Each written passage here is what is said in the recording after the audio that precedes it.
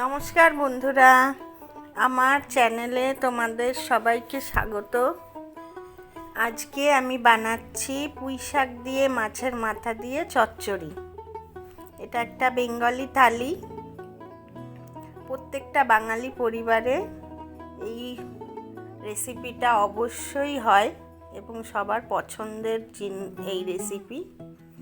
তো কিভাবে বানাচ্ছি তোমরা দেখো, পুরো ভিডিওটা তোমরা দেখবে। প্রথমে সর্ষের তেল গরম করে নিয়েছি, তারপর ওর মধ্যে একটুখানি পাঁচফোড়ন আর শুকনো লঙ্কা ফোড়ন দিয়েছি, তারপর পেঁয়াজ কুচি দিয়েছি, তারপরে আদা আর রসুন একটুখানি পেস্ট দিয়েছি, দিয়ে ভালো করে তেলের মধ্যে নেড়ে নিয়ে পটল প্রথমে দিয়ে দেবো, দিয়ে হালকা একটু ভেজে তারপর আলু দিয়ে দেবো। আলুগুলো একটা আলুর 4 ফালি করে নিয়েছি, আর পটলগুলো একটা পটল 2 ফালি করে নিয়েছি। এবার আলু আর পটলটা তেলের মধ্যে ভালো করে ভেজে নেব। তার মধ্যে সামান্য একটুখানি লবণ দেবো।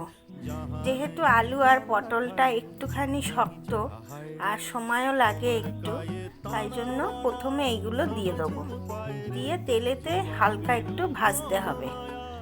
তারপর ওতে কাঁচা লঙ্কা দিয়ে দেবো, সেগুলো চিড়ে দেবো। আর যেহেতু একটু ঝাল ঝাল হবে, তাই জন্য আমি প্রথমে শুকনো লঙ্কা দিয়েছি, ওতেও একটু ঝাল হবে। এরপর এর মধ্যে একটুখানি হলুদ গুঁড়ো দিয়ে দেবো, তারপর একটু জিরে গুঁড়ো দেবো, আর একটু ধনে গুঁড়ো দেবো, আর একটুখানি কাশ্মীরি লঙ্কার গুঁড়ো দেবো কালারটা হওয়ার জন্য।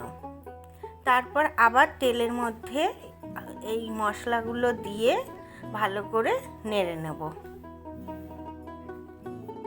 আমার ভিডিওটা তোমাদের যদি ভালো লাগে তাহলে অবশ্যই আমার ভিডিওটাকে শেয়ার করে দিও, আর একটা লাইক দিও, আর আমার চ্যানেলটাকে সাবস্ক্রাইব করে দিও, আর নোটিফিকেশনে বেল আইকনটি প্রেস করে দিও। তো তোমাদের আমার ভিডিওটা কেমন লাগে অবশ্যই জানিও। আর বেঙ্গলি স্টাইলের আমার রান্না বান্না সেটাই তোমাদের সঙ্গে শেয়ার করি। প্রতিদিনের যে আমার রান্না সেটাই তোমাদের সঙ্গে দেখাই। এবার আমি পুঁই শাকটা দিয়ে দেব। পুঁই শাক আর কুমড়োটা একসঙ্গে এর মধ্যে দিয়ে দেব। পুঁই শাকটা যেহেতু খুব নরম ছিল, মানে একদম কচি ডগার দিকে পুঁই শাকটা নিয়ে এসেছি, সেই জন্য এটা আর আলাদা করে ভাপাবো না। কিন্তু যদি একটু পুঁই শাকটা শক্ত থাকে তাহলে তোমরা আলাদা করে একটুখানি পুঁই শাকটা ভাপিয়ে নেবে, নিয়ে জলটা ফেলে দেবে, দিয়ে এই সময় এবার ওই পুঁই শাকটা দিয়ে দেবে, দিয়ে খুব ভালো করে নাড়তে হবে। এই তেলের সঙ্গে একসঙ্গে কষিয়ে নিতে হবে। নেওয়ার পরে একটু চাপা দিয়ে রাখবে, ওটা হালকা একটু সেদ্ধ হওয়ার জন্য। পুঁই শাকের ডাঁটিগুলো যাতে একটু সেদ্ধ ভালো হয়ে যায়, সেই জন্য চাপা দিয়ে একটু কিছুক্ষণ রেখে দেবো। তারপর এর মধ্যে মাছের মাথাগুলো দিয়ে দেবো। এর মধ্যে রুই মাছের মাথা, কাতলা মাছের মাথা আর ইলিশ মাছের মাথা, এগুলো সবই দেওয়া যায়। তো আমি কাতলা মাছের মাথা দিয়ে আজকে করছি।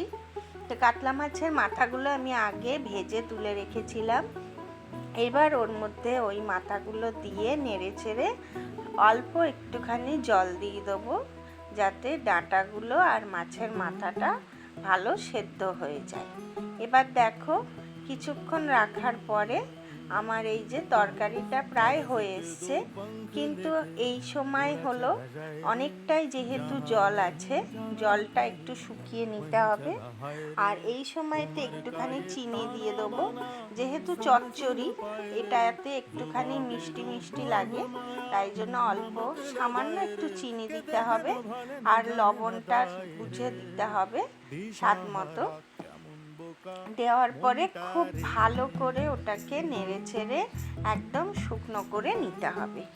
নেওয়ার পরে আমার দেখো হয়েই এসছে প্রায় চচ্চড়িটা। এটা গরম ভাতের সঙ্গে সার্ভ করে দিলে খুবই ভালো লাগবে।